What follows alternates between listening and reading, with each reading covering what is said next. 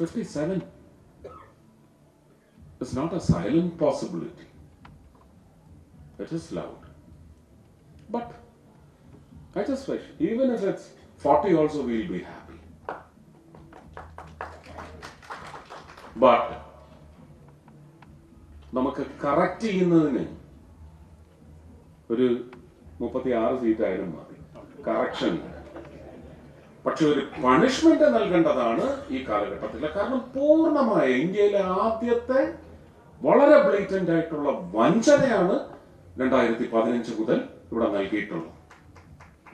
ആദ്യം വഞ്ചിച്ചത് സ്വന്തം അപ്പനെ എന്ന് ഞാൻ പറയും. സ്വന്തം അപ്പനെ. ഞാൻ ഒരുപക്ഷെ അദ്ദേഹത്തിന്റെ പാദത്തിലാണ് ആദ്യമായിട്ട് വീണത്. ഹൃദയം കൊണ്ട് മാനസപൂജയിൽ. അദ്ദേഹത്തിന്റെ പേര് പോലും ഞാൻ ഇവിടെ പറയില്ല.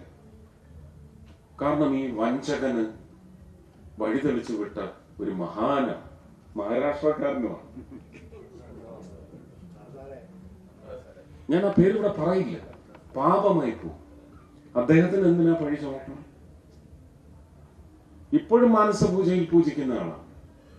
മഹാത്മാഗാന്ധിയോളം സ്ഥാനം നൽകി പൂജിക്കുന്ന ആളാണ്. പക്ഷെ എന്തോരം വഞ്ചനയാണ് അതിന്റെ പേരിൽ സംഭവിച്ചു പോയത്. ഞാൻ സംസാരിക്കേണ്ട വിഷയങ്ങളിൽ ഒന്നും തൊട്ടിട്ടില്ല. എനിക്ക് തോന്നുന്നു ആ വിഷയങ്ങളൊന്നും അല്ല ഇവിടെ പ്രധാനം. നിങ്ങൾ തീർച്ചയായിട്ടും ഇവിടെ മലയാളികൾ മാത്രമാണെന്ന് ഞാൻ വിചാരിക്കുന്നില്ല. തമിഴരും തെലുങ്കരും ഒക്കെ ഉണ്ടാവും, മഹാരാഷ്ട്രക്കാരുണ്ടാവും. ഇവിടെ വന്നിട്ടില്ലെങ്കിൽ പോലും അവരൊക്കെ നിങ്ങളുടെ ഹൃദയപരമായ ഒരു കസ്റ്റഡിയിലാണ്. നിങ്ങൾക്ക് അയലോക്കം ഉണ്ടാവാമെന്നും ഇരിക്കില്ലല്ലോ. ആ അയലോകത്ത് മുഴുവൻ ഞങ്ങൾ മലയാളിയെ വെക്കൂ എന്ന് പറഞ്ഞാലും ഫാർ എക്സ്ട്രീമിലുള്ള ഒരു പെരിഫറിയിലുള്ള മലയാളിക്ക് തീർച്ചയായിട്ടും വേറൊരു പെരിഫറി അവിടെ ഉണ്ടാവുമല്ലോ. അത് തമിഴോ തെലുങ്കോ മറാഠിയോ ഒക്കെ ആവുമല്ലോ. ഈ വ്യാപരണം ഉണ്ടാവും. എന്താണ് ഫെബ്രുവരി 5-ാം തീയതി 2025 ഫെബ്രുവരി 5-ാം തീയതി നമ്മുടെ ദൈവികമായ ഒരു നിർവഹണത്തിനുള്ള അല്ലെങ്കിൽ ഉത്തരവാദിത്വത്തിനുള്ള സാധ്യത എത്രയാണ്? അത് എത്രമാത്രം നമ്മൾ വിനിയോഗിക്കണം? ബുധനാഴ്ചയാണെങ്കിലും വ്യാഴവും വെള്ളിയും കൂടെ അവധിയെടുത്ത് ഒന്ന് നാട്ടിൽ പോയി അച്ഛനും അമ്മയും കണ്ടിട്ട് വരാമെന്ന് നിങ്ങൾ വിചാരിക്കരുത്. ആ അച്ഛനും അമ്മയ്ക്കും നിങ്ങൾ അപമര്യാദയായിരിക്കും സമ്മാനിക്കുന്നത്. വലിയ ഉത്തരവാദിത്വം ഇതാണ്. വോട്ട് ചെയ്യണം. ഒരു 25-30% എപ്പോഴും, ഡൽഹിയുടെ കാര്യമല്ല ഞാൻ പറയുന്നത്, ഭാരതത്തിന്റെ തന്നെ ഒരു ഇൻഡെക്സ് എടുത്താൽ, വോട്ടിംഗ് ഇൻഡെക്സ് എടുത്താൽ എപ്പോഴും ഒരു 30-35 ഇടയ്ക്കുള്ള ഒരു ശതമാനമാണ് സത്യം പറഞ്ഞാൽ ഇങ്ങനെയുള്ള, ഞാനൊന്നും മോശപ്പെട്ട വാക്ക് ഉപയോഗിക്കുന്നില്ല, പക്ഷെ തസ്കരൻ എന്നെങ്കിലും ഉപയോഗിക്കാം. തസ്കരന്മാര് ഭരണത്തിലെത്തിക്കുന്നതിന് കാരണം ആ തസ്കര വേല തന്നെയാണ്. ഒന്ന് ആലോചിച്ച് നോക്കൂ.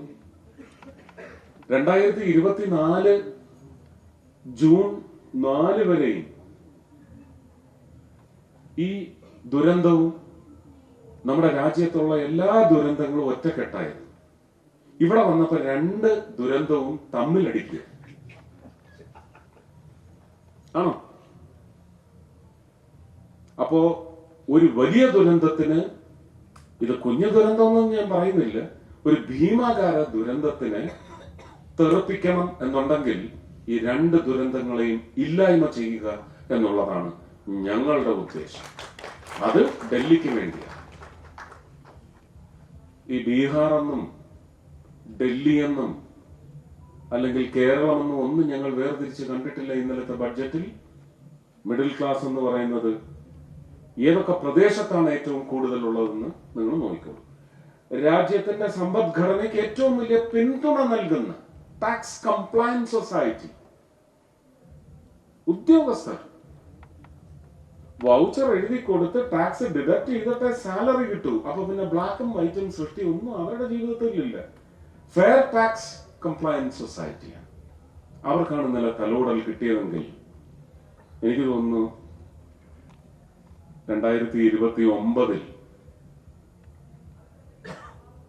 ഇതൊരു 400 ചില്ലുവാനം വോട്ടിന്റെ ഭൂരിപക്ഷത്തിൽ ഭാരതീയ ജനതാ പാർട്ടിയുടെ കേന്ദ്ര സർക്കാർ വരും. വരേണ്ടത് അത്യാവശ്യമാണ്.